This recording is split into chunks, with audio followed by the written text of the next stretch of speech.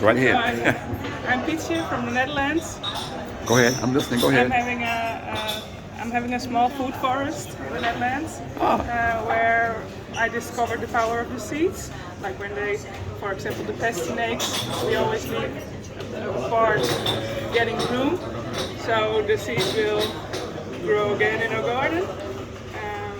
And I know by myself that there's a whole world uh, which I know is there, but it's going to open about the seed and seed saving and the passion behind it. So when I saw the talk about seed saving, it was like, okay, this is the moment of the Terra Madre. I'm going to discover it more and more. Wow, wow. Thank you. Now, tell me, when you go home, Yeah. you come here, you had this experience, you've met all kind of people, you've learned some things, you shared some things. When you go home, what will you take home from this experience? I think there was once a lady where I live, and she talked about that she was interested in it, and we just and we're in a biodynamic interfishing group. Yeah, But we didn't organize something yet. So I think the first thing I'm going to do is talk with her again about it, so we can relight the fire and start talking about it. So the talking starts. And the other thing, I spoke with a lady from Germany who was a seed saver as well.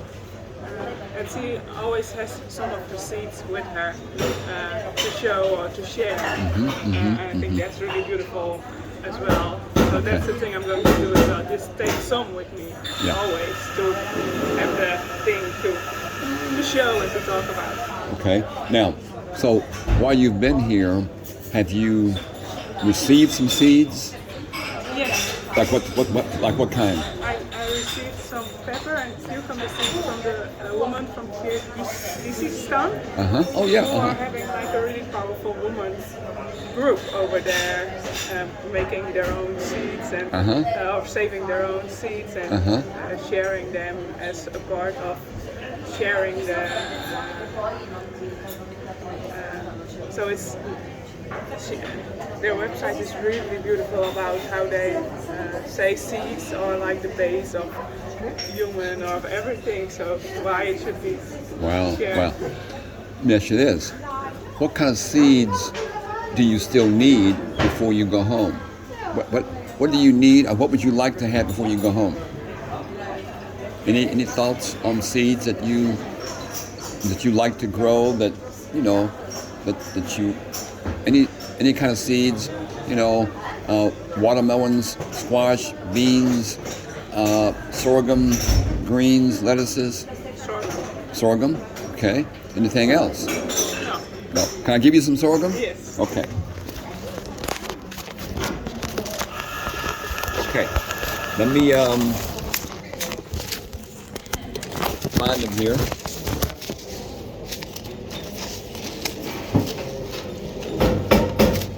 Now, why sorghum? Because I also read you can make baskets out of the leaves of the sorghum. Okay.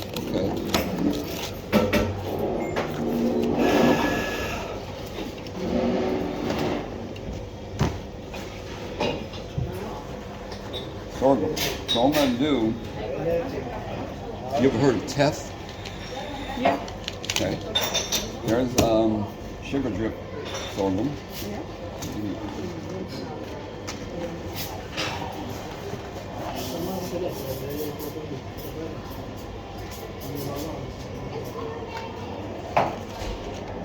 Now tell me about biodynamics. Well, I'm really interested in the part of how everything is connected to each other. Once I talked with a lady who was organizing a biodynamic interfishing group, Okay. which made me join the group Okay. and learn from it. Right. And learn to get a language from what some things I already know. Like the connection to the bird and Okay. inspire each other. Yeah. I have been like studying and a practitioner, biodynamic farming and living, for a long time. And we have in the USA a Biodynamic Association, annual meeting and things like that. And then I have spoken at the National Association. I've written articles for the journal, and I have also I've done an article that compares Rudolf Steiner and George Washington Carver. Okay, you might be familiar with George Washington Carver. He was African American. He was born enslaved. Okay, and he became this famous scientist in the USA after the Civil War. Okay, and he was doing organic farming. He was doing agroforestry. He was doing seed saving. He was working on everything.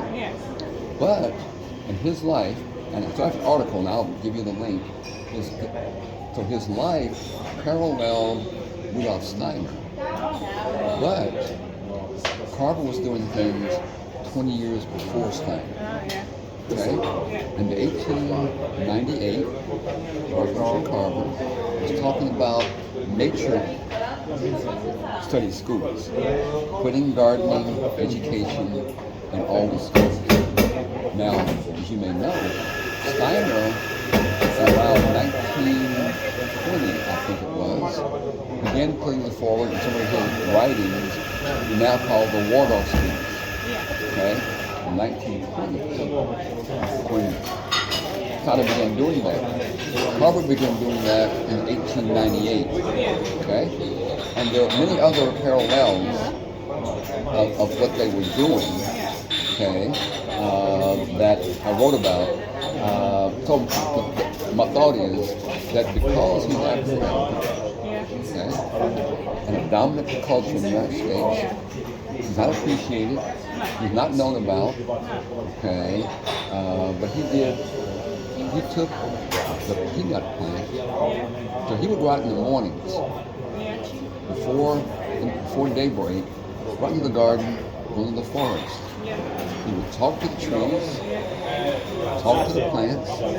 So he talked to the peanut plant. And the plant revealed its secret. Said, well, out of me, you can make 300 different items, which he did.